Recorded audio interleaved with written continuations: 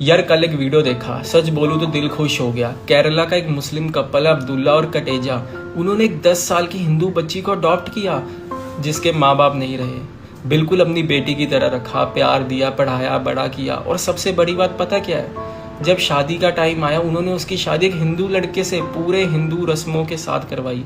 ना कोई ज़बरदस्ती की, ना कन्वर्जन का ड्रामा, बस रिस्पेक्ट और प्यार। यही तो होता है इंसान बनना। धर्म का मतलब किसी पे अपना रूल थोपना नहीं होता। धर्म का मतलब होता है किसी का साथ देना।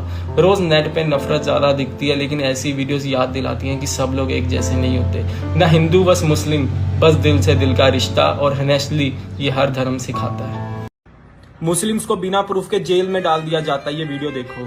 किसी भी मुसलमान को उठा के जेल में आतंकवाद, चूंकि बड़ी धारा है, बड़ा आरोप है, बड़ा गुनाह है, आतंकवाद जैसी चीज है, और जेल में डाल दिया जाता है। मैंने दर्जनों ऐसे केस सुने जिसमें 20-20 साल मुसलमानों को जेल में रखा गया आतंकवाद के नाम पर, और बात को बाइज्जत बरी किया। आपने उस परिवार के ऊपर ठप्पा क्या लगाया?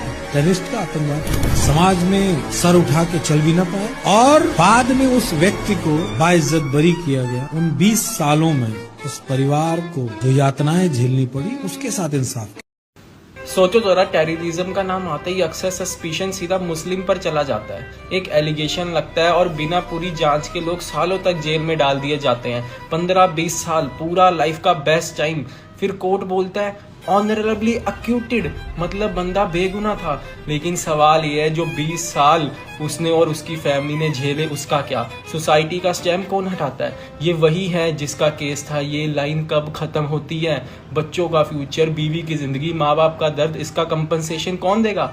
टेररिज्म सीरियस क्राइम है बिल्कुल, लेकिन बिना प्रूफ किसी की जिंदगी बर्बाद कर देना भी उतना ही सीरियस है। ये सिर्फ मुस्लिम्स का इशू नहीं है, ये इंसाफ का सवाल है। और जब इंसाफ लेट मिलता है, अक्सर वो इंसाफ नहीं होता। सोचो, मुस्लिम वंदे मातरम क्यों नहीं बोलते? आज सच सुन लो।